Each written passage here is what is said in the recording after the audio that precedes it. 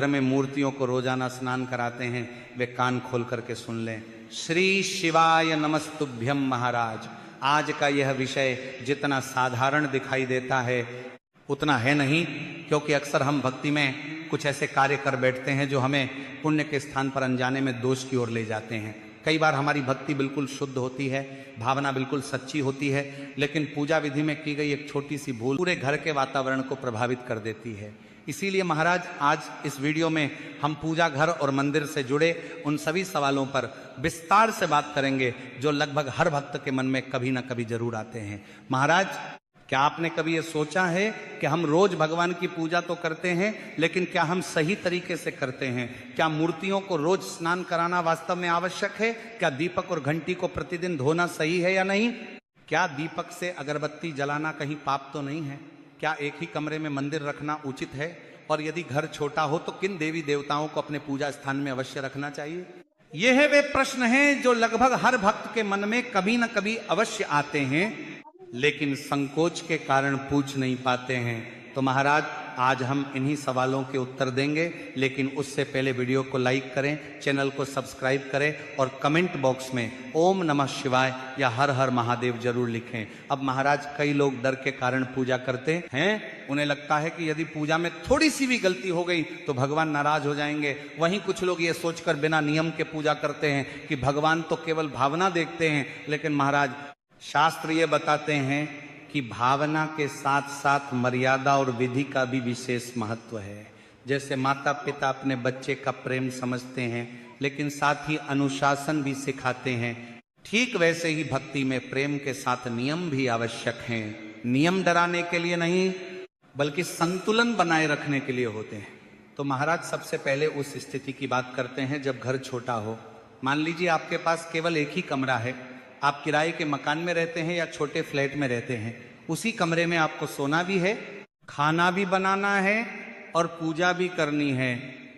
तो क्या ऐसे में मंदिर रखना उचित है या फिर ऐसा करना शास्त्र के विरुद्ध है? तो महाराज, शास्त्र स्पष्ट कहते हैं कि बिना मंदिर का घर अधूरा होता है। घर छोटा हो या बड़ा, उसमें ईश्वर का स्थान अवश्य होना चाहिए। यदि एक ही कमरा है तब भी मंदिर रखा जा सकता है। बस ध्यान ये रखना है कि मंदिर कभी भी फर्श पर न हो। भगवान का स्थान सदैव ऊंचाई पर होना चाहिए। दीवार पर टंगा हुआ छोटा मंदिर हो या लकड़ी का एक छोटा आसन, वह स्वच्छ स्थान पर होना चाहिए। अब महाराज, यदि उसी कमरे में आप विश्राम भी करते हैं तो रात्रि में मंदिर के सामने पर्दा अवश्य होना चाहिए। जब आप सोने जाएं तो धीरे से पर्दा बंद कर दें। इसका अर्थ ये नहीं कि आप भगवान से दूरी बना रहे हैं, ये केवल मर्यादा का प्रतीक है। जैसे हम बड़े बुजुर्गों के सामने संयम रखते हैं, वैसे ही भगवान के स्थान के प्रति भी एक शालीनता होनी चाहिए। आप सुबह स्नान के बाद श्रद्धा से पर्दा खोल सकते हैं। अब एक और महत्वपूर्ण प्रश्न आता है, यदि पूजा घर छोटा हो तो किन देवी देवताओं को रखा जाए? क्योंकि कई लोग हर तीर्थ स्थान से मूर्तियां और तस्वीरें लेकर आते हैं। धीरे धीरे मंदिर भर जाता है, लेकिन नियमित पूजा नहीं हो पाती। ऐसी स्थिति में मन में अपराध बोध भी आने लगता है। तो महाराज, शास्त्रों में पंचदेव पूजन का विशेष महत्व बताया गया है। यदि इन 5 प्रमुख देवताओं का पूजन किया जाए तो अन्य सभी देवताओं का आशीर्वाद भी प्राप्त होता है। सबसे पहले स्मरण किया जाता है भगवान गणेश का। किसी भी शुभ कार्य की शुरुआत उनके बिना पूर्ण नहीं मानी जाती हैं, इसलिए गणेश जी की प्रतिमा या तस्वीर अवश्य होनी चाहिए। इसके बाद भगवान शिव का स्थान आता है। शिव सरल हैं, शीघ्र प्रसन्न होते हैं और अल्प पूजा से भी कृपा करते हैं। घर में छोटा शिवलिंग या शिव जी की तस्वीर रखना भी शुभ माना गया है। तीसरे स्थान पर भगवान विष्णु का स्मरण घर में स्थिरता और संतुलन लाता है। पालनकर्ता स्वरूप होने के कारण उनका पूजन जीवन में धैर्य और शांति देता है। चौथे स्थान पर माता लक्ष्मी का पूजन समृद्धि और सौभाग्य का कारण बनता है। जहां स्वच्छता और मर्यादा होती है, वहीं मां लक्ष्मी का स्थायी वास होता है। 5वें स्थान पर आप अपनी श्रद्धा अनुसार हनुमान जी या सूर्य देव को रख सकते हैं। हनुमान जी का स्मरण भय और बाधाओं को दूर करता है। सूर्य देव जीवन की ऊर्जा है। यदि आप नियमित रूप से सूर्य को जल अर्पित करते हैं तो शरीर और मन दोनों में सकारात्मकता बनी रहती है। अब महाराज, यदि मंदिर छोटा है तो इन्हीं तक सीमित रहना ही श्रेष्ठ है। पूजा संख्या से प्रभावशाली नहीं होती, बल्कि नियमितता और श्रद्धा से प्रभावशाली होती है। जितनी सेवा आप प्रतिदिन कर सकते हैं उतने ही देवताओं को स्थापित करें। अब एक अत्यंत महत्वपूर्ण विषय पर ध्यान दें। यदि आपके पूजा घर में कोई मूर्ति खंडित हो जाए, चटक जाए या तस्वीर फट जाए तो उसे पूजा स्थान पर रखना उचित नहीं माना गया है।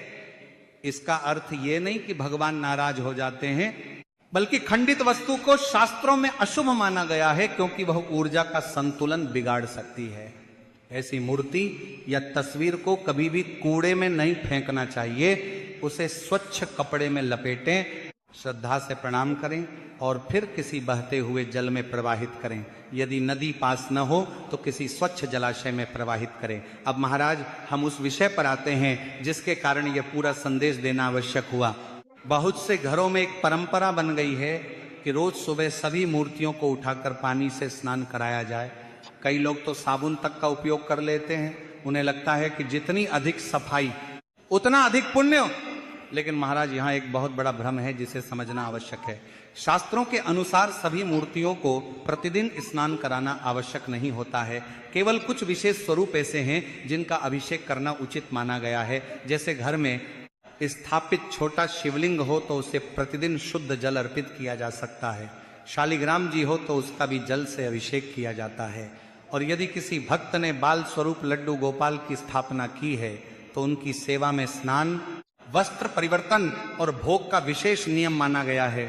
लेकिन इसके अतिरिक्त अन्य देवी देवताओं की प्रतिमाओं और तस्वीरों को प्रतिदिन स्नान कराना आवश्यक नहीं होता है, क्योंकि महाराज, बार बार पानी से धोने से मूर्तियों के खंडित होने का भय रहता है। पत्थर, मिट्टी या संगमरमर की प्रतिमाएं समय के साथ चटक सकती हैं, रंग उतर सकता है, और यदि प्रतिमा खंडित हो जाए तो फिर वह पूजा के योग्य नहीं रहती हैं। इसीलिए अन्य देवी देवताओं की तस्वीरों और मूर्तियों के लिए केवल जल का हल्का सा छींटा देना, स्वच्छ कपड़े से पोंछना और फूल अर्पित करना ही पर्याप्त माना गया है। पूजा का अर्थ यह नहीं कि हम भगवान को बार बार स्नान कराएं। पूजा का अर्थ है स्मरण, सम्मान और समर्पण।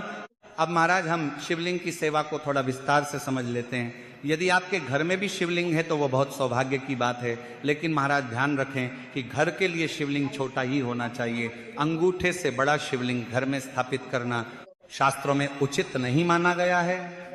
बड़े शिवलिंग की स्थापना मंदिरों में की जाती है, जहां नियमित विधि से विस्तृत पूजन संभव हो। घर में सरल पूजा ही श्रेष्ठ है। इसी के साथ शिवलिंग पर प्रतिदिन एक लोटा शुद्ध जल अर्पित करना पर्याप्त है।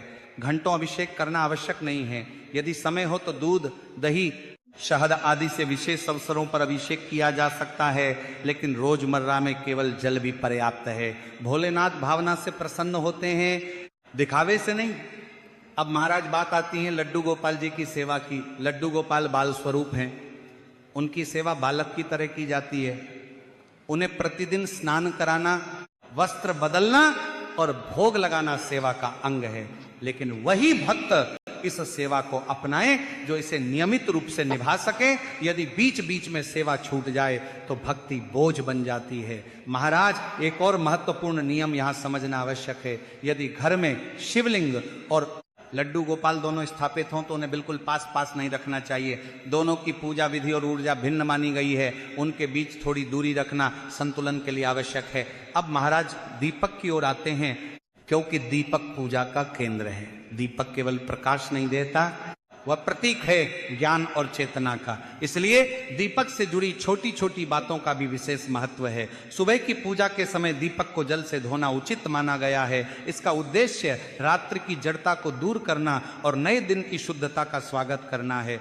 सुबह दीपक को धोकर उसमें नई बाती रखें और ताजा तेल या घी डालकर दीपक जलाएं।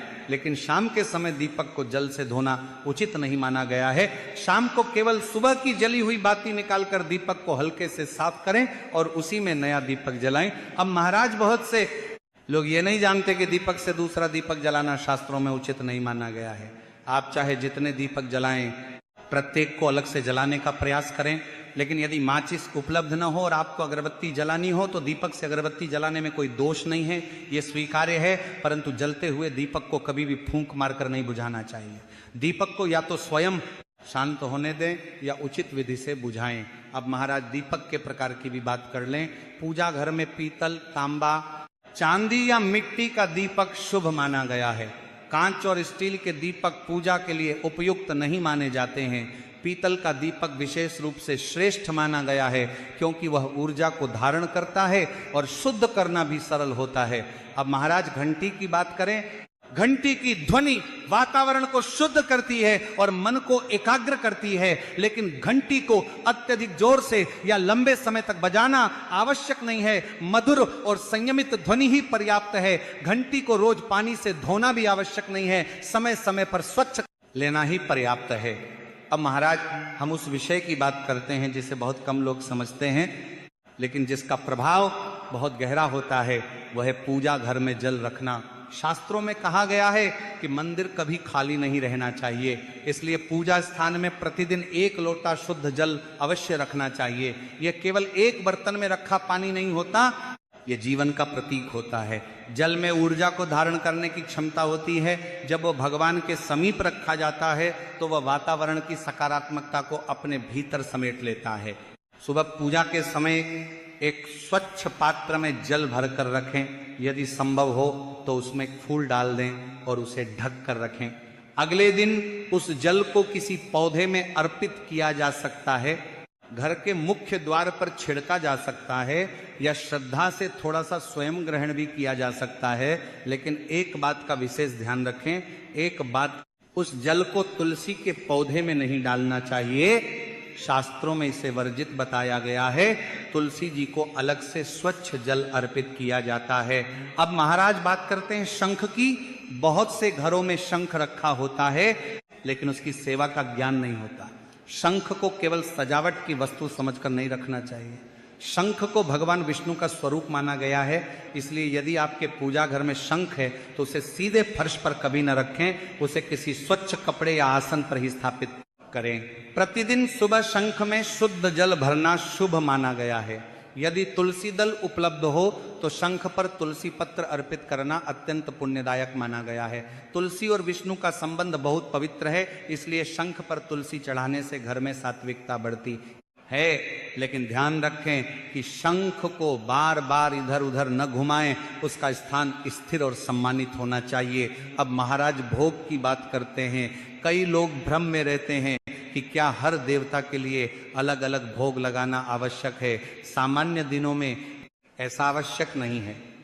घर में जो भी सहज उपलब्ध हो, थोड़ी सी मिश्री, फल, गुड़ या घर का बना हुआ कोई सात्विक भोजन, वही सभी देवी देवताओं को अर्पित किया जा सकता है। भगवान मात्रा नहीं देखते, भावना देखते हैं। भोग का अर्थ यह नहीं कि बहुत अधिक पकवान हो। भोग का अर्थ है प्रेम से अर्पण विशेष अवसरों पर, जैसे एकादशी, पूर्णिमा या किसी व्रत के दिन। यदि आप चाहें तो विशेष रूप से भगवान विष्णु या हनुमान जी को अलग भोग लगा सकते हैं, लेकिन यह बाध्यता नहीं है, यह श्रद्धा का विषय है। भोग लगाते समय घंटी की मधुर ध्वनि करना शुभ माना गया है। घंटी की ध्वनि से वातावरण में कंपन उत्पन्न होता है, जो मन को एकाग्र करता है। अब महाराज फूलों की बात समझ लें। एक बार जो फूल भगवान को अर्पित कर दिए जाते हैं, उन्हें दोबारा धोकर फिर से नहीं चढ़ाना चाहिए। अर्पित फूल पुनः प्रयोग के योग्य नहीं रहते, उन्हें अगले दिन किसी पौधे की जड़ में सम्मान पूर्वक रख देना चाहिए। लेकिन बेलपत्र के विषय में एक विशेष नियम है। यदि बेलपत्र शिव जी को चढ़ाया गया हो और वह पूर्ण रूप से सुरक्षित हो तो उसे धोकर दोबारा अर्पित किया जा सकता है। यह शिव पूजन में मान्य होता है। इसी के साथ दीपक की बाती से जुड़ा एक और नियम जानना आवश्यक है। प्रतिदिन पूजा के बाद जो जली हुई बातियां बच जाती हैं, उन्हें इधर उधर नहीं फेंकना चाहिए। उन्हें किसी एक पात्र में एकत्र करते रहें। जब वे अधिक हो जाएं तो एक साथ जला दें। यह सम्मान और शुद्धता दोनों का प्रतीक है। अब महाराज उन लोगों की बात करते हैं जिनके पास समय बहुत कम होता है। आज के समय में जीवन की गति तेज हो गई है। लोग सुबह जल्दी निकलते हैं और शाम को थक कर लौटते हैं। ऐसे में लंबी विधियों में उलझना संभव नहीं होता। लेकिन इसका अर्थ ये नहीं कि पूजा छोड़ दी जाए। पूजा को सरल बनाइए। सुबह उठकर केवल दीपक जलाइए, भगवान को प्रणाम कीजिए और धन्यवाद दीजिए कि एक और दिन मिला। यह भी पूर्ण भक्ति है। यदि समय हो तो आरती कीजिए, यदि समय न हो तो दीपक को 5 या 7 बार भगवान के सामने घुमा दीजिए, यह भी पर्याप्त है। भक्ति को इतना जटिल न बनाए कि वह छूट जाए। सरलता ही स्थिरता लाती है। अब महाराज हम उस विषय पर आते हैं जिस पर अक्सर घरों में धीरे से चर्चा होती है लेकिन खुलकर समझाया नहीं जाता। यह विषय विशेष रूप से माताओं और बहनों से जुड़ा है। मासिक धर्म के समय पूजा के नियम, इस विषय में बहुत भ्रम है, बहुत मतभेद हैं और कई बार अनावश्यक डर भी है। शास्त्रों के अनुसार मासिक धर्म के दिनों में स्त्री को विश्राम देना ही मुख्य उद्देश्य है। यह समय शरीर के लिए संवेदनशील होता है, इसलिए इन दिनों में मंदिर के कार्यों से विराम लेने की परंपरा बनाई गई। इसका अर्थ ये नहीं कि स्त्री अपवित्र है या भगवान उससे दूर हो जाते हैं। भगवान तो सर्वव्यापी हैं, वे भावना देखते हैं, लेकिन परंपरा का उद्देश्य शरीर को विश्राम देना और ऊर्जा का संतुलन बनाए रखना है। यदि घर में कोई अन्य सदस्य पूजा कर सकता है तो इन दिनों में वही पूजा कर ले। यदि ऐसा संभव न हो तो इन दिनों केवल मन से भगवान का नाम जप करना पर्याप्त है। भगवान का स्मरण करने में कोई दोष नहीं है। नाम जप, ध्यान और प्रार्थना मन से की जा सकती है। स्वयं पर मानसिक दबाव न बनाएं। भक्ति में तनाव नहीं होना चाहिए। अब महाराज पूजा के समापन की बात करते हैं। पूजा का अंतिम और महत्वपूर्ण भाग है आरती। आरती केवल एक गीत नहीं है, वह ऊर्जा का परिक्रमा है। जब हम दीपक को भगवान के सामने घुमाते हैं तो हम अपने जीवन के अंधकार को ज्ञान के प्रकाश से दूर करने का संकल्प लेते हैं। यदि समय हो तो पूर्ण आरती अवश्य करें, लेकिन यदि समय कम हो तो दीपक को 5 या 7 बार घुमा देना भी पर्याप्त है। अब महाराज एक बात और समझ लें, पूजा दिखावे के लिए नहीं होती है। कई लोग सोचते हैं कि जितनी अधिक वस्तुएं होंगी, जितनी अधिक विधियां होंगी, पूजा उतनी ही श्रेष्ठ होगी। लेकिन महाराज पूजा की शक्ति उसकी सरलता में छिपी है। यदि पूजा भारी लगने लगे, यदि नियम बोझ लगने लगे तो समझ लीजिए कि कहीं न कहीं संतुलन बिगड़ रहा है। पूजा घर को हमेशा स्वच्छ रखें, वहां अनावश्यक वस्तुएं जमा न होने दें। समय समय पर मंदिर की सफाई करें। दीपक, घंटी, शंख और पात्रों को व्यवस्थित रखें।